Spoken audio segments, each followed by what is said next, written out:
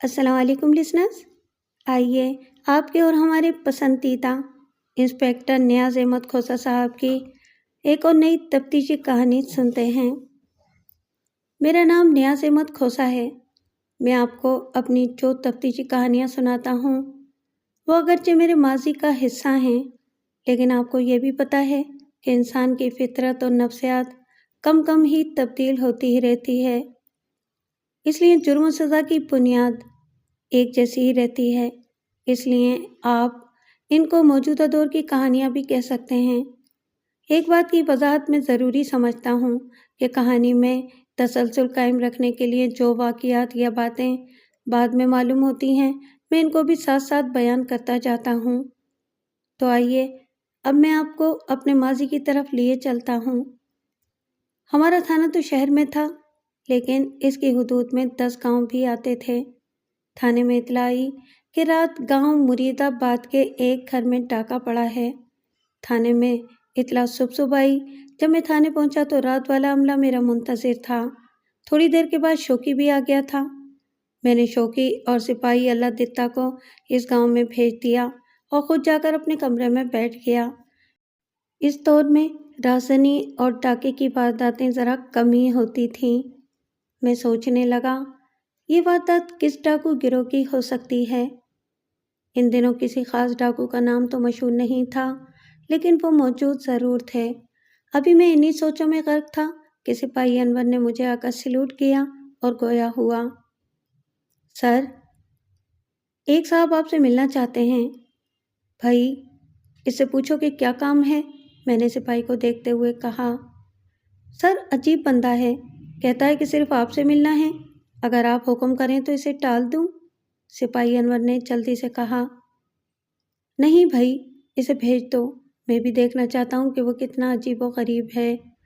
میں نے اس کے کہے ہوئے لفظ عجیب کے ساتھ غریب لگاتے ہوئے خوش دلی سے کہا۔ پھر جب وہ شخص میرے سامنے آیا تو میں نے محسوس کیا کہ وہ نہ تو عجیب ہے اور نہ ہی غریب۔ وہ 40-42 سال کا ایک معزز آدمی لگتا تھا۔ جو لباس اس نے زیب تن کیا ہوا تھا، اس سے وہ آسودہ حال بھی لگتا تھا۔ ماتھا چوڑا، آنکھیں چھوٹی اور گردن بالکل شانوں کے ساتھ جڑی ہوئی لگتی تھی۔ فرمائیے، آپ کو مجھ سے کیا کام ہے؟ میں نے اسے اپنے سامنے پڑی ہوئی کرسیوں میں سے ایک پر بیٹھنے کی آفر کرتے ہوئے نرم لہجے میں کہا۔ وہ بیٹھ گیا۔ چند لمحوں کے لیے اس کے ماتھے پر سوچ کی گہری لکیریں نظر آئیں، پھر وہ لب کشا ہوا۔ تھانے دار صاحب، ہمارے گاؤں میں رات ایک گھر میں ڈاکہ پڑا ہے اور مجھے اطلاع مل چکی ہے اور ہمارے عملے کے 2 بندے تفتیش کے لیے جا بھی چکے ہیں، میں نے اس کی بات کاٹتے ہوئے کہا۔ تھانے دار صاحب، دراصل میں ایک خاص بات بتانے حاضر ہوا ہوں، اس نے انکشاف انگیز لہجے میں کہا۔ اوہ، میں پوری طرح اس کی طرف متوجہ ہو گیا۔ کہیے، میں ہمتن گوش ہوں، اس نے بھویں سکیڑتے ہوئے کہا۔ یہ سب ڈرامہ ہے، شرافت نے ایک خاص مقصد کے لیے یہ سب کچھ کیا ہے۔ شرافت اس شخص کا نام تھا جس کے گھر ڈاکہ پڑا تھا۔ واہ بھائی، کمال ہے، میں نے اچھلتے ہوئے کہا۔ آپ کی معلومات تو بڑی سنسنی خیز ہیں۔ پھر اس نے تفصیل سے سب کچھ میرے گوش گزار کر دیا۔ اس شخص کا نام چودھری نوید تھا۔ رخصت ہونے سے پہلے اس نے ایک لفافہ میری طرف بڑھاتے ہوئے کہا، پلیز اسے رکھ لیں۔ اس میں کیا ہے چودھری صاحب؟ میں نے حیران نظروں سے اسے دیکھتے ہوئے کہا۔ او بادشاہ ہو، سمجھا کرو نا، اس نے ایک کہا لگاتے ہوئے کہا۔ میں نے اسے گھورتے ہوئے کہا، کھولو اسے۔ میرے خشک اور تپے ہوئے لہجے سے وہ چونک اٹھا اور جلدی جلدی بولنے لگا، یہ حقیر سا نذرانہ ہے۔ دیکھو چودھری نوید، میں تھانے دار ہوں ذرا پکھری ٹائپ کا۔ یہ لفافہ اٹھاؤ اور اسے جیب میں ڈال لو۔ اس واقعے کی تفتیش ایمانداری سے ہوگی اور یہ میرا فرض ہے اور اسی کام کی سرکار مجھے تنخواہ دیتی ہے۔ پھر وہ چلا گیا اور میں سوچنے لگا کہ آخر معاملہ کیا ہے؟ کیا چودھری نوید صرف ایک تھانے دار کی خوشنودی حاصل کرنا چاہتا تھا یا کوئی اور مقصد تھا؟ چودھری نوید جیسے بندوں کی فطرت سے میں واقف تھا۔ یہ علاقے کے تھانے دار کو اپنی مٹھی میں رکھنے کی کوشش کرتے تھے۔ تھوڑی دیر کے بعد سپاہی چائے اور بسکٹ رکھ کر چلا گیا۔ چائے پینے کے دوران میں چودھری نوید کی باتوں پر غور کرتا رہا۔ تقریباً 11 بجے شوقی میرے دفتر میں داخل ہوا۔ اس کے چہرے سے تھکاوٹ ظاہر ہو رہی تھی۔ میرے سامنے پڑی کرسی پر بیٹھنے کے بعد اس نے حسب عادت کندھا ہلائے اور بولا، سر، معاملہ کافی الجھا ہوا اور گمبھیر ہے۔ پھر اس نے تفصیل سے سب کچھ میرے گوش گزار کر دیا۔ آگے بڑھنے سے پہلے وقوعہ کے متعلق اور چودھری نوید کے خیالات کو یکجا کر کے جو کہانی بنتی ہے وہ میں آپ کے گوش گزار کر دیتا ہوں۔ شرافت علی کے گھر کے دروازے پر رات تقریباً 12 بجے زور زور سے دستک ہوئی۔ وہ اور اس کی بیوی شاکرہ سو چکے تھے۔ سب سے پہلے شرافت علی ہڑبڑا کر اٹھ بیٹھا، ساتھ ہی اس کی بیوی اور 1.5 سالہ عامر کی آنکھ بھی کھل گئی۔ شرافت علی نے شوقی کو بتایا کہ اس اچانک افتاد سے وہ اس قدر بوکھلا گیا کہ اس نے غیر ارادی طور پر اٹھ کر دروازہ کھول دیا۔ اس سے پہلے کہ وہ اتنی رات گئے اس زوردار دستک دینے والے کے متعلق پوچھتا، دروازہ کھلتے ہی 2 بندے تیزی سے اندر داخل ہوئے اور شرافت علی کو دھکیلتے ہوئے اس در برآمدے تک لے آئے جہاں شرافت علی اور اس کی بیوی کی چارپائیاں بچھی ہوئی تھیں۔ بقول شرافت علی کے دونوں بندوں نے اپنے چہرے چھپائے ہوئے تھے، جس کے لیے انہوں نے کالے رنگ کی چادریں استعمال کی تھیں۔ اس دوران ننھا عامر رونے لگا تھا۔ دونوں ڈاکوؤں میں سے ایک کے پاس ریوالور جبکہ دوسرے کے پاس خنجر تھا۔ حیرت کی بات یہ تھی کہ دونوں صرف غوں غاں کر رہے تھے اور زیادہ تر بات اشاروں میں کر رہے تھے۔ ریوالور بردار ڈاکو نے عامر کی کنپٹی پر ریوالور کی نال رکھ دی جبکہ خنجر بردار ڈاکو نے خنجر جیب میں ڈالا اور جیب سے کاغذ قلم نکالا اور اس پر کچھ لکھ کر شرافت علی کی طرف بڑھا دیا۔ شرافت علی مڈل پاس تھا۔ اس نے پڑھا لکھا تھا، جو کچھ تمہارے پاس ہے، نقدی، زیور وغیرہ، خود ہی نکال کر ہمارے حوالے کر دو ورنہ ہم تمہارے بچے کو گولی مار دیں گے۔ شرافت علی نے اپنی بیوی کو ڈاکوؤں کے مطالبے سے آگاہ کیا۔ بیوی پہلے ہی دہشت زدہ تھی۔ اس نے روتے ہوئے کہا، عامر کے ابو جو کچھ یہ کہہ رہے ہیں وہ کر دیں۔ پھر شرافت علی اندر کمرے میں گیا۔ خنجر والے ڈاکو نے دوبارہ خنجر نکال لیا تھا اور وہ بھی اس کے ساتھ ہی کمرے میں آ گیا۔ دوسرا ڈاکو جس نے ننھے عامر کی کنپٹی پر ریوالور کی نال رکھی ہوئی تھی باہر رہا۔ اس وقت ان کے گھر میں 10,000 روپے اور تقریباً 10 تولے سونا تھا۔ ڈاکو یہ سب کچھ ایک رومال میں باندھ کر جس راستے سے آئے تھے اسی راستے سے چلے گئے اور جاتے جاتے اپنے کھرے بھی مٹا گئے۔ اس کے لیے انہوں نے گھر میں استعمال ہونے والا جھاڑو استعمال کیا تھا۔ اس کے متعلق بھی شرافت علی نے ہی بتایا تھا۔ سپاہی اللہ دتا کھروں کی تلاش میں آگے تک گیا تھا لیکن اسے کچھ بھی حاصل نہیں ہوا تھا۔ جھاڑو دروازے کے باہر پڑا تھا۔ سپاہی اللہ دتا نے ایک دلچسپ بات کہی تھی، یوں لگتا ہے جیسے ڈاکو باہر نکلنے کے بعد سیدھے آسمان کی طرف اڑ گئے ہوں۔ شرافت علی کے گھر کا صحن کچا تھا جبکہ باہر گلی پکی تھی۔ عجیب ہی قسم کا ڈاکہ تھا۔ چودھری نوید اسے ڈرامہ ثابت کرنے کی کوشش کر رہا تھا۔ اس کا کہنا تھا کہ شرافت علی ایک خاص مقصد کے تحت یہ سب کچھ کر رہا تھا۔ جبکہ شوقی سب تفصیل میرے گوش گزار کر چکا تو میں نے بھی چودھری نوید کی آمد، اس کے خیالات اور لفافے کے متعلق اسے بتایا تھا۔ چودھری نوید نے جس مقصد کی طرف اشارہ کیا تھا اس کا ذکر شرافت علی سے بات چیت کے دوران آئے گا۔ اب ہم دونوں اس بات پر متفق تھے کہ شرافت علی اور اس کی بیوی سے نئے حالات کے تناظر میں سوال و جواب ضروری تھے۔ چنانچہ میں اور شوقی شام کو سادہ لباس میں شرافت علی کے گھر پہنچ گئے۔ ویسے ہم نے نامعلوم گونگے ڈاکوؤں کے خلاف رپورٹ تو درج کر لی تھی۔ شرافت علی نے ہمیں صحن میں بٹھایا۔ ابھی تک اس کے چہرے پر دہشت اور پریشانی کے ملے جلے تاثرات نے ڈیرا جمایا ہوا تھا۔ پہلے میں نے اس کے نقصان پر افسوس اور دکھ کا اظہار کیا، پھر سوال و جواب کا سلسلہ شروع کیا۔ ویسے یہ بندہ مجھے اس میں بامسمى لگتا تھا۔ شرافت بھائی، تمہارے گھر کے حالات اور تمہاری حالت دیکھ کر تو نہیں لگتا کہ اتنا زیور اور اتنی بڑی رقم تم نے گھر میں رکھی ہوگی۔ یہاں یہ بات بتا دوں کہ اس وقت کے 10,000 روپے اور 10 تولے سونے کی قیمت آج کل کے حساب سے تقریباً 5 لاکھ روپے بنتی ہے۔ میرا سوال سن کر چند لمحوں کے لیے شرافت علی چپ سا ہو گیا، پھر ٹھنڈی آہ بھر کر بولا، تھانے دار صاحب، جب مصیبت نے آنا ہوتا ہے نا تو اس کا سبب پہلے ہی بن جاتا ہے۔ کیا مطلب؟ میرے ذہن میں چودھری نوید کے الفاظ گونجنے لگے۔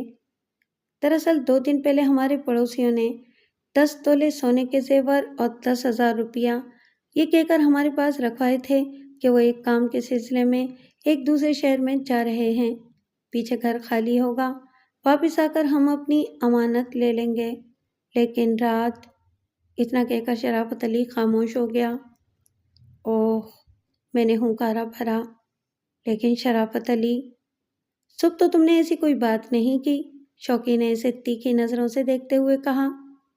دراصل جی، میری تو متی ماری گئی ہے، اگر کوئی بھول چوک ہو گئی ہے تو معاف کر دیں، اس نے عاجزی سے کہا۔ اوہ بھائی، تم کو معافی مانگنے کی ضرورت نہیں ہے، میں نے تو ویسے ہی پوچھ لیا تھا، شوقی نے جلدی سے کہا۔ ہم دونوں یہ فیصلہ کر کے آئے تھے کہ چودھری نوید کے خیالات یا الزام سے شرافت علی کو آگاہ نہیں کرنا ہے، یہ تو ہم نے اپنی تفتیش سے معلوم کرنا تھا۔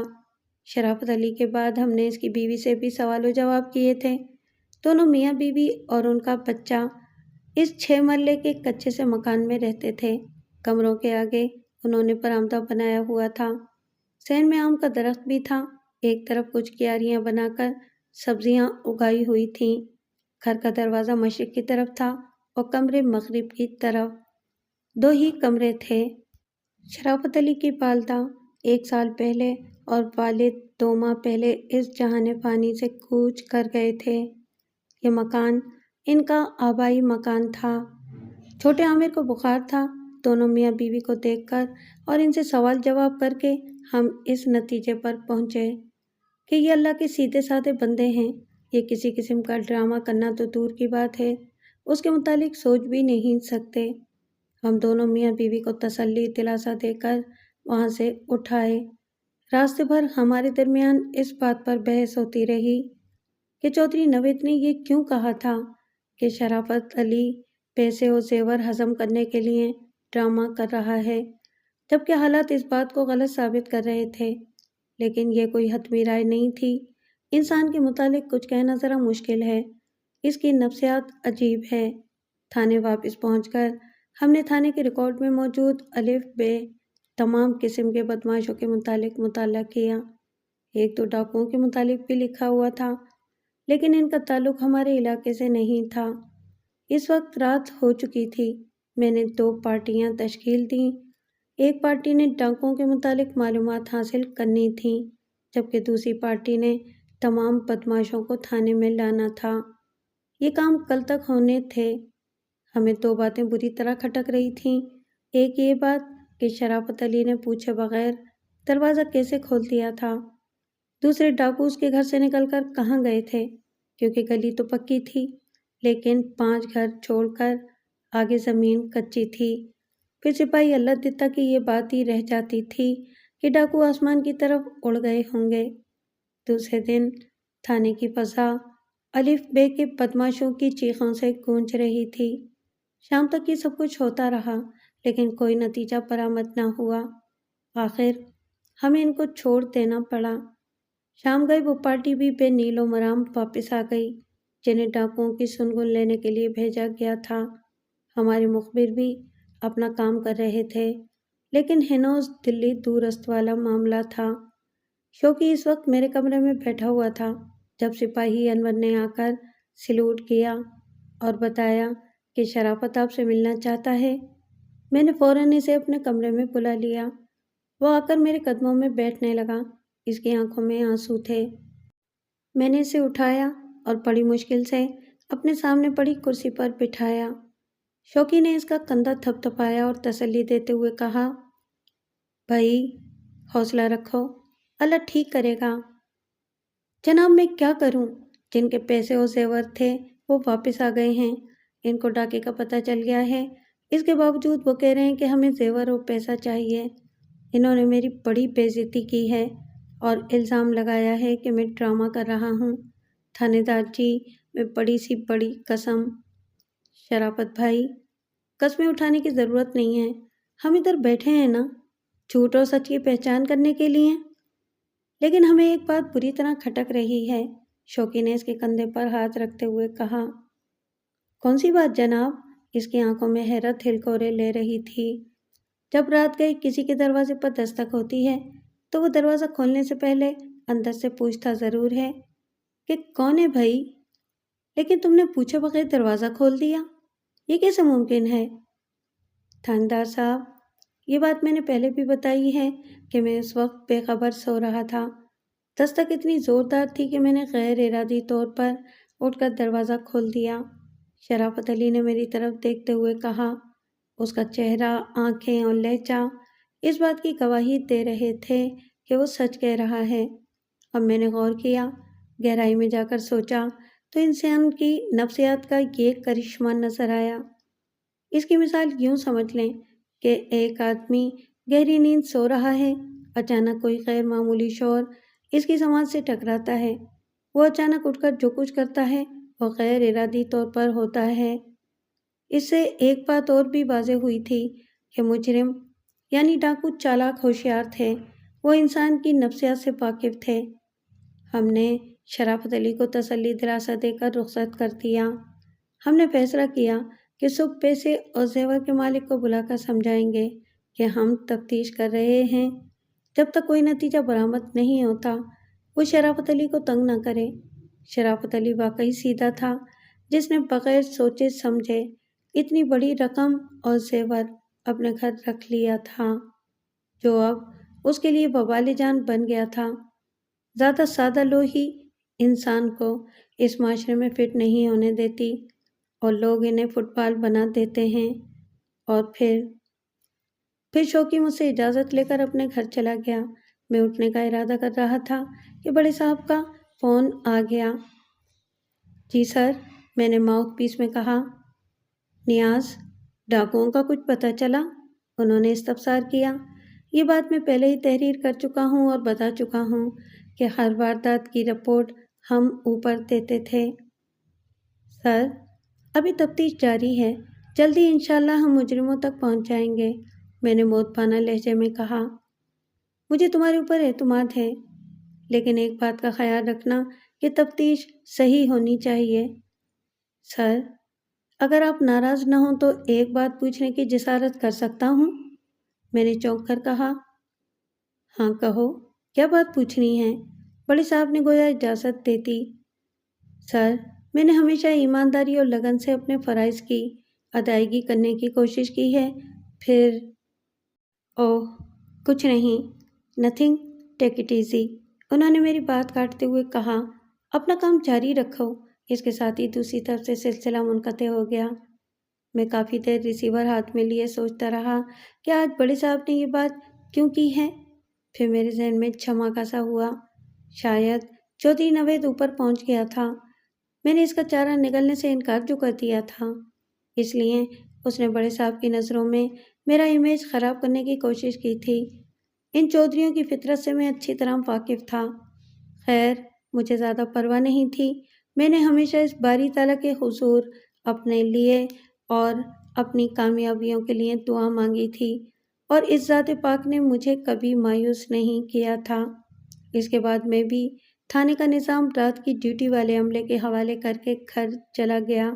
अगली सुबह मैंने सबसे पहला काम ये किया कि शराफत अली के पड़ोसी को बुला भेजा और खुशौकी का इंतज़ार करने लगा। आज मुखबिरों की तरफ से भी किसी मुस्बित जवाब की तवक्को थी। शौकी ने सारी मालूमात लेकर ही आना था। 10 बजे के करीब शौकी सीधा मेरे कमरे में आ गया। हाँ भाई, क्या खबरें हैं? जब सलाम दुआ के बाद वो मेरे सामने पड़ी हुई कुर्सियों में से एक पर बैठ गया तो मैंने पूछा। सर, अभी कुछ वाज़ेह खाका नहीं बना। असल में आपको तो पता है कि कत्ल की तफ्तीश इतनी मुश्किल नहीं होती जितनी चोरी और डाके की होती है। सिर्फ इतना पता चला है कि शराफत अली जितना सीधा है, उसका पड़ोसी उतना ही कीना परवर और चालाक है, और इसकी बीवी तो आफत की परकाला है। जिस रात डाका पड़ा, इस रात शराफत अली के पड़ोस वाला घर तो बंद था। इससे अगले घर वालों ने बताया کہ وہ تو گہری نیند سو رہے تھے۔ شرافت علی کے گھر میں جو کچھ ہوا تھا وہ اس سے بے خبر رہے۔ یہ تو ان کو اگلی صبح معلوم ہوا کہ شرافت علی کے گھر میں یہ واردات ہو گئی ہے۔ محلے کے تمام لوگوں نے شرافت علی اور اس کی بیوی کو اچھا اور ملنسار کہا ہے۔ کچھ لوگوں نے دونوں میاں بیوی کو اللہ میاں کی گائے کہا ہے۔ شوقی نے اپنی معلومات کا خزانہ میرے کانوں میں انڈیل دیا۔ بھائی، ہمارا اصل مسئلہ تو جوکتوں ہے، میں نے کہا۔ پھر میں نے اسے بڑے صاحب کے فون کے متعلق بتا دیا۔ اوہ سر، یہ چودھری نوید میری سمجھ میں نہیں آ رہا۔ آخر اس کا اس معاملے سے کیا تعلق ہے؟ یہ تو ابھی پردہ راز میں ہے، لیکن کیا سر؟ شوقی نے بے چینی سے پوچھا۔ فی الحال میں خود بھی الجھن میں ہوں۔ خیر، جو بھی ہوگا سامنے تو آئے گا نا، میں نے مسکراتے ہوئے شوقی کو دیکھا۔ ٹھیک ہے سر، شوقی نے حسب عادت کندھے ہلاتے ہوئے کہا۔ جو سپاہی شرافت علی کے پڑوسی کو بلانے گیا تھا وہ ابھی تک واپس نہیں آیا تھا۔ میں نے شوقی سے کہا کہ اس کا پتہ کریں کہ اس تاخیر کی کیا وجہ ہے۔ شوقی اٹھ کر چلا گیا۔ چند لمحوں بعد سپاہی اللہ دتا اندر داخل ہوا اور مجھے سلوٹ کر کے گویا ہوا، سر، اس واردات میں تو ڈاکوؤں نے کھرے بالکل ہی مٹا دیے ہیں، لیکن ایک بات میرے ذہن میں بری طرح کھلبلی مچا رہی ہے کہ کیا ڈاکوؤں کو پتہ تھا کہ شرافت علی کے گھر میں اتنی بڑی رقم اور زیور پڑا ہے؟ اگر ان کو پتہ تھا تو ان کو کس نے بتایا تھا؟ بعض اوقات انسان کا ذہن سامنے والی بات تک بھی نہیں پہنچ سکتا۔ غلطی کوتاہی ایک تھانے دار سے بھی ہو سکتی ہے۔ جب سپاہی اللہ دتا نے اس بالکل سامنے والی بات کی طرف توجہ دلائی تو میں بے اختیار اچھل پڑا۔ اوہ بھائی، ویل ڈن، میں نے دل کھول کر اس کی تعریف کی اور کہا، تم نے بڑے پتے کی بات بتائی ہے۔ میں بھی انسان ہوں کبھی کبھی۔ خیر، جانے دو، جو ہو گیا وہ ہو گیا، اس پر مٹی ڈالو۔ سپاہی انور کو ساتھ لے کے جاؤ اور شرافت علی سے رازداری سے معلوم کرو کہ اس نے کسی سے اس کا ذکر تو نہیں کیا تھا۔ پھر سپاہی اللہ دتا چلا گیا۔ اس کے باہر نکلتے ہی وہ سپاہی اندر داخل ہوا جس کو میں نے شرافت علی کے پڑوسی کو بلانے بھیجا تھا۔ اس نے مجھے بتایا کہ وہ گھر پر نہیں ملا۔ اس کے گھر والوں نے ایک اور جگہ کا بتایا ہے کہ وہاں گیا ہے، لیکن وہ وہاں بھی نہیں گیا تھا، اسی لیے اسے دیر ہو گئی۔ میں نے اسے فارغ کر دیا اور سوچوں کے گھوڑے دوڑانے لگا۔ ذہن کسی بات پر آ رہا تھا، لیکن وہ بات ذہن میں واضح نہیں ہو رہی تھی، جیسے کوئی دھندلی تصویر ذہن میں ابھرتی ہے اور غائب ہو جاتی ہے۔ میں نے آنکھیں بند کر لیں اور ذہن کو آزاد چھوڑ دیا۔ شوقی نے آ کر مجھے زوردار آواز سے آنکھیں کھولنے پر مجبور کر دیا۔ شوقی نے مجھے بتایا کہ سپاہی اسے راستے میں مل گیا تھا۔ وہ اسے تھانے جلدی پہنچنے کی تاکید کر کے خود بازار کی طرف نکل گیا تھا۔ اسے سپاہی کی زبانی سب کچھ پتہ چل گیا تھا۔ سر، اب کیا کرنا ہے؟ میں نے اسے بتایا کہ سپاہی اللہ دتا کی واپسی تک اس مسئلے کو ذہن سے نکال دو۔ پھر میں نے اسے یہ بھی بتایا کہ میں نے اللہ دتا اور انور کو کس مقصد کے لیے بھیجا ہے۔ ہمارے تھانے سے گاؤں 2 میل کے فاصلے پر تھا، اس لیے دونوں سپاہیوں کی واپسی ذرا لیٹ ہونی تھی۔ اس واردات نے تو ہمارے دماغ کی ساری چولیں ہلا دی تھیں۔ آج ہم نے دیر تک تھانے میں موجود رہنا تھا اور اس قضیے کو کسی نتیجے تک پہنچانا تھا۔ شوقی نے اتنا کہا تھا سر، سامنے کی بات مجھ سے بھی رہ گئی۔ اچانک محرر میرے کمرے میں داخل ہوا اور جلدی جلدی کہنے لگا، سر، ایک بندہ کسی واردات کی اطلاع لے کر آیا ہے اور کہتا ہے کہ مجھے چودھری نوید نے بھیجا ہے اور انہوں نے کہا ہے کہ صرف تھانے دار صاحب کو بتانا ہے۔ میں نے اور شوقی نے یک زبان ہو کر کہا، بھائی جلدی بھیج دو۔ کچھ دیر کے بعد ایک نوکر ٹائپ بندہ ہمارے سامنے کھڑا تھا۔ اس نے بتایا کہ چودھری صاحب کے باغ میں شرافت علی نے جابر خان کو قتل کر دیا ہے۔ کیا کہا؟ شرافت علی نے جابر خان کو قتل کر دیا ہے؟ میری زبان سے بے ساختہ نکلا۔ جابر خان شرافت کے پڑوسی کا نام ہے۔ ہاں، وہی پڑوسی جس نے 10,000 روپے اور 10 تولہ سونا शराफत अली के घर अमानतन रखवाया था और कातिल के तौर पर शराफत अली का नाम लिया जा रहा था। हम बड़ी जल्दी में ज़रूरी तैयारी के बाद रवाना हुए थे। वसी और इस बाग था, आम, लोकार्ड, आलूचे वगैरह के बहुत से दरख्त थे। बाग के वसत में 2 कमरों का एक नीम पुख्ता सा मकान बना हुआ था। लाश आम के एक घने दरख्त के नीचे पड़ी हुई थी। सीने में एन दिल के मकाम पर एक खंजर दस्ते तक बेबस था। ये किसी मुशाक हद का कारनामा लगता था। लाश के आसपास खून का एक छोटा सा तालाब था। खून अभी जमा नहीं था और लाश की हालत से ये बात जाहिर थी कि ये वारदात 2 घंटे पहले हुई है। वो बाग था, जाहिर है ज़मीन कच्ची थी, वहाँ पर खुरों के निशान वाज़ेह थे। मैंने शौकी और सिपाही अल्लाहदेता को ज़रूरी कार्रवाई के लिए कहा और ख़ुद चौधरी नवेद की तरफ मुतवज्जा हो गया, जो इस दौरान बड़ी खामोशी से हमारी कार्रवाई देख रहा था। इसने बाग में ही कुर्सियाँ टलवा दी थीं। मैं कुर्सी पर बैठते बैठते दोबारा सीधा हो गया और गोया हुआ, चौधरी साहब, आपका नौकर कह रहा था कि जाबिर खान को शराफत अली ने कत्ल किया है। शराफत अली है किधर? मुझे तो नज़र नहीं आ रहा। ओ बादशाहो, बैठो तो सही, इससे भी मुलाकात करवा देते हैं, पहले मौसम के लिहाज से। चौधरी साहब, हम यहाँ दावतें उड़ाने नहीं आए, एक कत्ल हो गया है, इसकी खातिर आए हैं। मैंने खुश्क लहजे में इसकी बात काटते हुए कहा। मेरे लहजे की खुश्की महसूस करके एक लम्हे के लिए चौधरी नवेद के चेहरे पर नागवारी की सिलवटें नजर आईं। फिर वो फौरन संभल गया और पास खड़े एक नौकर टाइप बंदे से बोला, परवेज से कहो कि शराफत को लेके आए। चंद लम्हों के बाद एक हट्टा कट्टा बंदा शराफत अली को लेकर आ गया। शराफत अली का चेहरा बिल्कुल लट्ठे की चादर की तरह सफ़ेद हो रहा था। वो बड़ी मुश्किल से चल रहा था। उसके कपड़ों पर खून लगा हुआ था। यूं महसूस हो रहा था कि जैसे अब गिरा कि तब गिरा।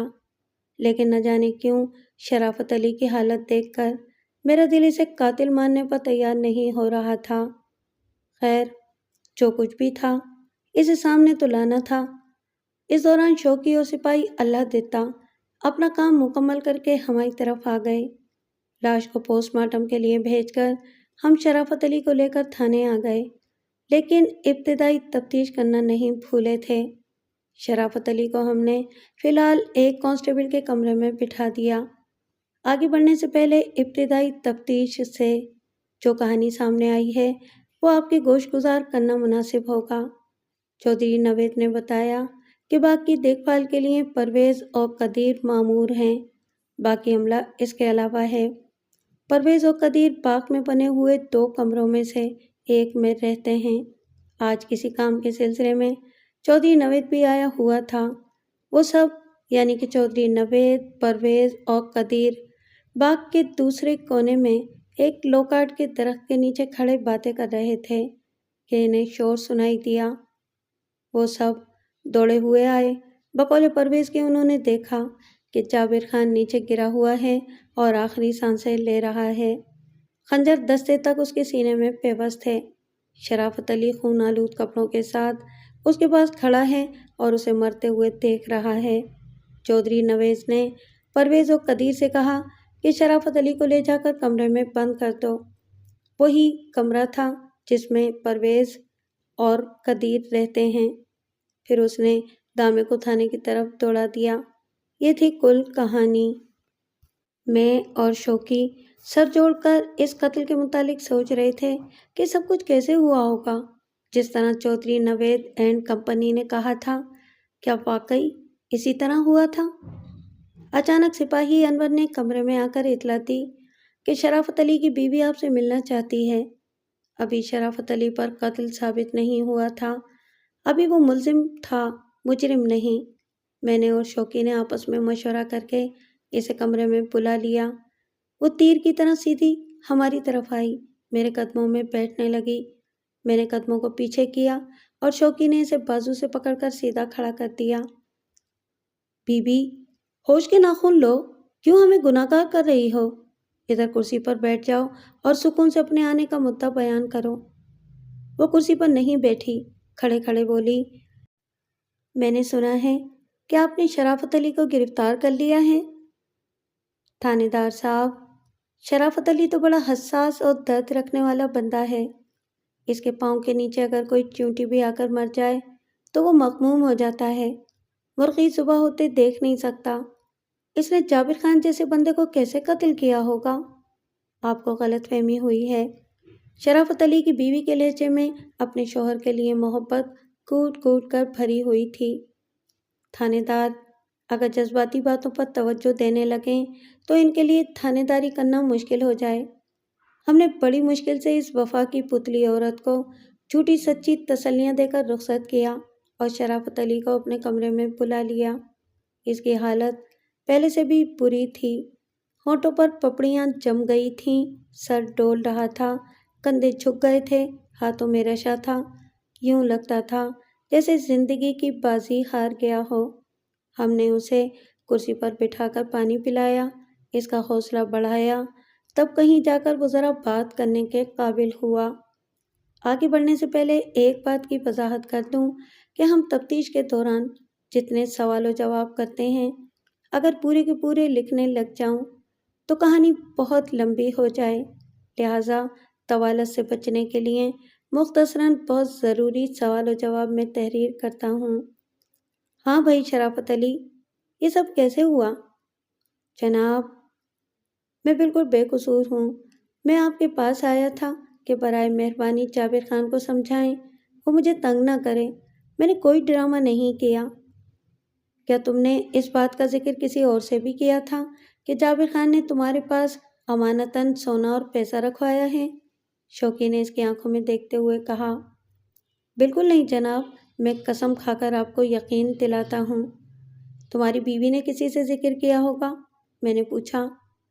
مجھے پورا یقین ہے کہ اس نے بھی ایسا نہیں کیا ہوگا، شرافت علی نے اعتماد سے کہا۔ اس اعتماد کی وجہ شرافت علی؟ شوقی نے ذرا تیز لہجے میں استفسار کیا۔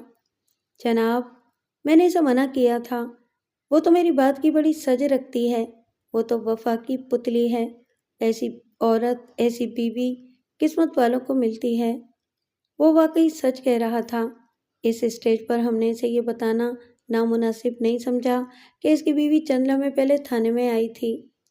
یہ سب تو اپنی جگہ ٹھیک ہی ہوگا۔ شرافت علی، تم چودھری کے باغ میں پہنچ کیسے گئے؟ چودھری صاحب نے ایک بندہ بھیجا تھا، پیغام یہ تھا کہ انہوں نے جابر خان کو بھی بلایا ہوا ہے، تمہیں بھی چودھری صاحب نے بلایا ہے۔ کس لیے؟ یہ تو اس نے نہیں بتایا تھا جناب، شرافت علی نے مسکین سی آواز میں کہا۔ اور تم بغیر سوچے سمجھے وہاں چلے گئے؟ شوقی نے اسے گھورتے ہوئے کہا۔ مجھے شرافت علی کی سادہ لوہی اور خط درجہ بے وقوفی پر غصہ آ گیا، لیکن پھر کچھ سوچ کر ہنس پڑا۔ یہ بے موقع کی ہنسی تھی۔ شوقی اور شرافت علی نے چونک کر میری طرف دیکھا۔ شوقی تو خاموش تھا، لیکن شرافت علی نے معصومیت اور حیرانی سے میری طرف دیکھتے ہوئے کہا، تھانے دار صاحب، ابھی میں نے وہ بات تو بتائی ہی نہیں جس کو سن کر آپ ہنس پڑیں گے۔ کیا مطلب؟ میں نے اور شوقی نے بیک وقت اس کی طرف دیکھا۔ بات ہی کچھ ایسی ہے جی۔ شرافت علی بات کرتے کرتے رک گیا۔ جلدی بتاؤ بھئی، پہلیاں مت بجھواؤ، اس بار میں نے سنجیدہ لہجے میں کہا۔ دراصل جی، مجھے بچپن سے کوئل کی آواز بہت اچھی لگتی ہے۔ میں جب باغ میں داخل ہوا تو کسی درخت پر کوئل بول رہی تھی۔ میں نے اوپر دیکھا، آخر ایک درخت پر مجھے کوئل بولتی ہوئی نظر آ گئی۔ میں اس کو دیکھتے ہوئے آگے بڑھنے لگا۔ اچانک کسی چیز سے ٹھوکر کھا کر گر پڑا۔ جب میں نے نیچے دیکھا تو ایک دم اچھل کر کھڑا ہو گیا۔ نیچے جابر خان پڑا تھا۔ ابھی میں حیران و پریشان کھڑا تھا کہ مجھے ایک تیز آواز آئی، چودھری صاحب ذرا جلدی آئیے، دیکھیے شرافت علی نے جابر خان کو قتل کر دیا ہے۔ پھر کہیں سے چودھری صاحب، قدیر اور دوسرے لوگ آ گئے۔ آواز دینے والا پرویز تھا۔ مجھے پکڑ لیا گیا۔ میں نے پہلے ہی دیکھ لیا تھا کہ جابر خان ایک لاش میں تبدیل ہو چکا ہے۔ اوئے شرافت علی، یہ تو نے کیا کیا؟ چودھری صاحب نے مجھے جھنجھوڑتے ہوئے کہا۔ چودھری صاحب، میں نے تو کچھ نہیں کیا، میں تو آپ کے بلانے پر آیا ہوں۔ تمہارے کپڑوں پر خون کیسے لگ گیا؟ پرویز نے طنزیہ لہجے میں کہا۔ میں گر گیا تھا، میں نے کہا۔ چلو قدیرے، اس کو لے جا کر کمرے میں بند کر دو، اور سائیکل پر ایک بندہ تھانے بھیج دو۔ چودھری صاحب نے حکم دیا۔ شرافت علی خاموش ہوا تو میں نے پوچھا، جب تم باغ میں داخل ہوئے تو تمہیں باغ میں کوئی بندہ نظر نہیں آیا؟ نہیں سرکار۔ شرافت علی کے ایک ایک بات سے سچائی کی خوشبو آ رہی تھی۔ پھر یہ سب کیا تھا؟ بات ڈاکے سے شروع ہوئی تھی۔ ابھی تک گونگے ڈاکوؤں کے متعلق کوئی پیش رفت نہیں ہوئی تھی۔ اچانک یہ قتل ہو گیا، اور قتل بھی اس آدمی کا ہوا جس کا پیسہ اور سونا ڈاکو لے گئے تھے۔ سر، ایک بات بری طرح میرے ذہن میں کھٹک رہی ہے، شوکی نے حسب عادت کندھے ہلاتے ہوئے کہا۔ کون سی بات بھائی؟ یہاں تو فی الحال کوئی بھی بات پلے نہیں پڑ رہی، میں نے اس کی طرف دیکھتے ہوئے کہا۔ اگر یہ قتل شرافت علی نے نہیں کیا تو اسے پھانسنے کی کوشش کی جا رہی ہے۔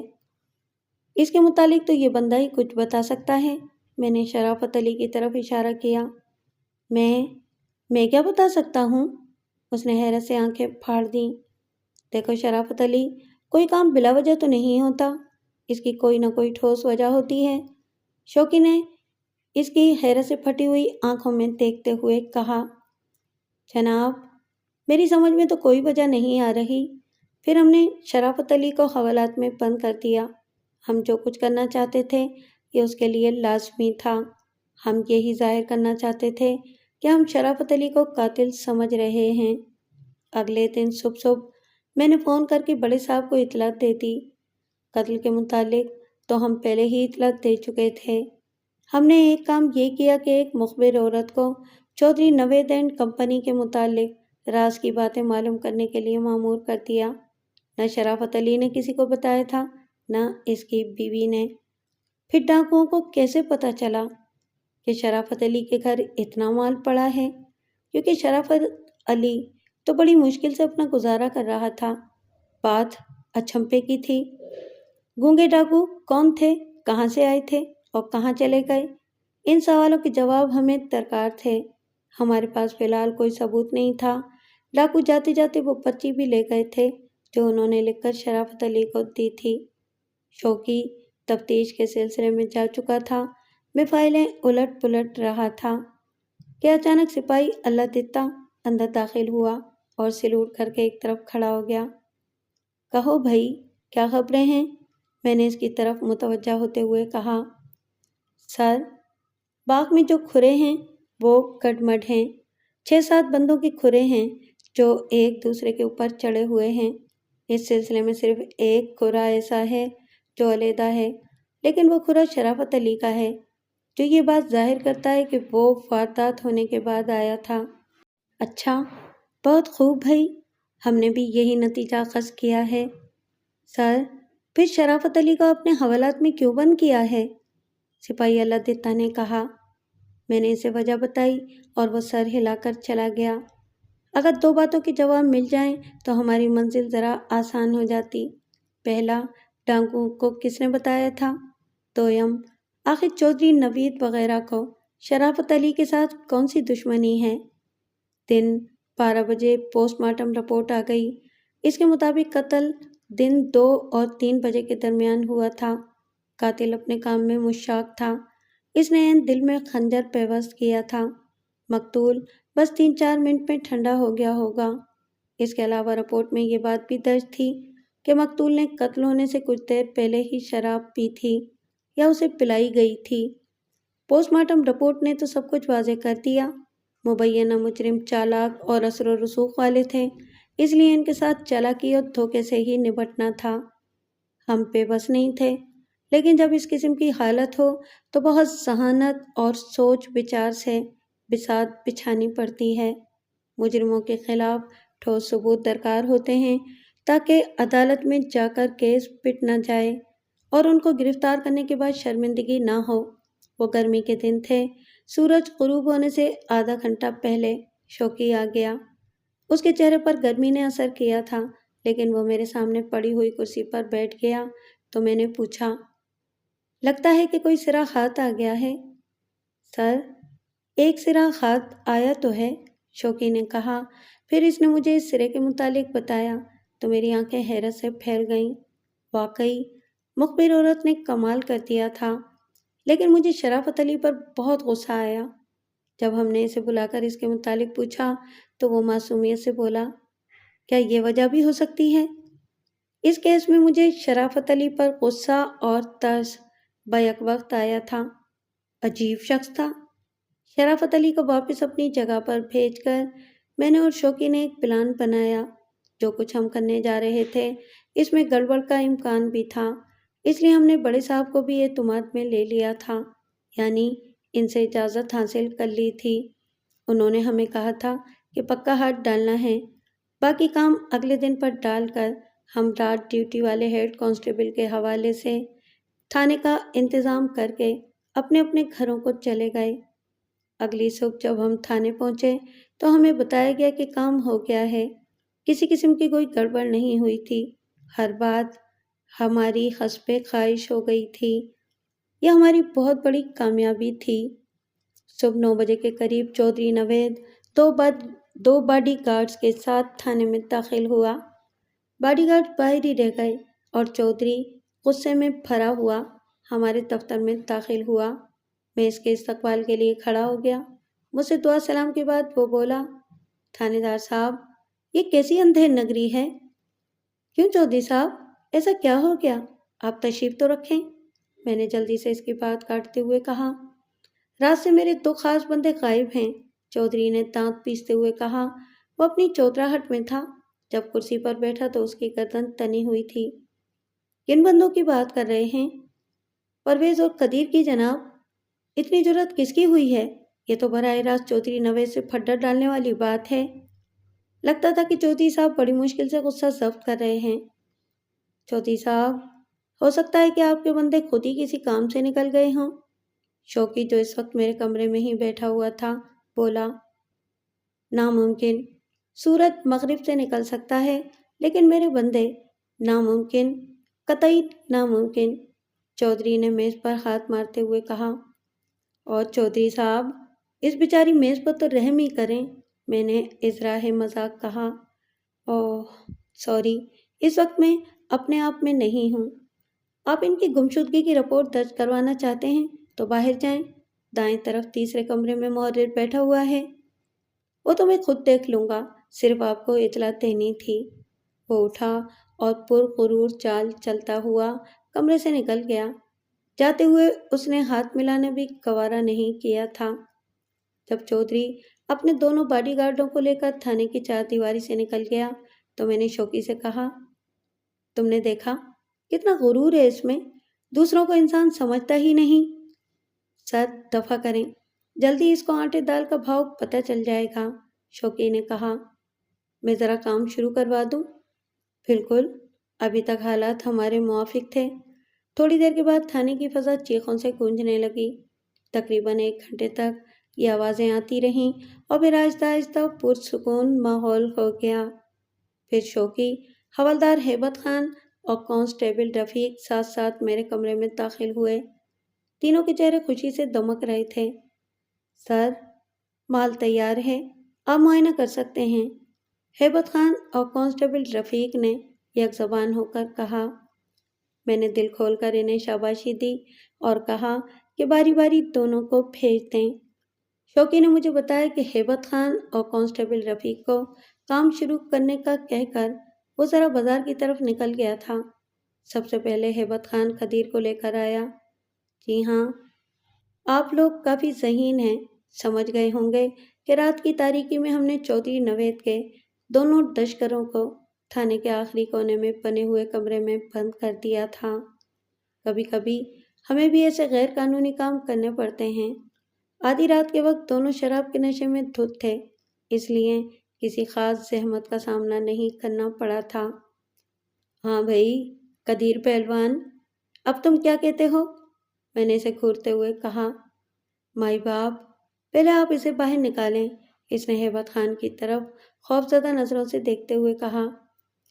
اوئے، جرم کرتے ہوئے تمہیں کسی بات کا خیال نہیں ہوتا؟ یہ ادھر ہی رہے گا۔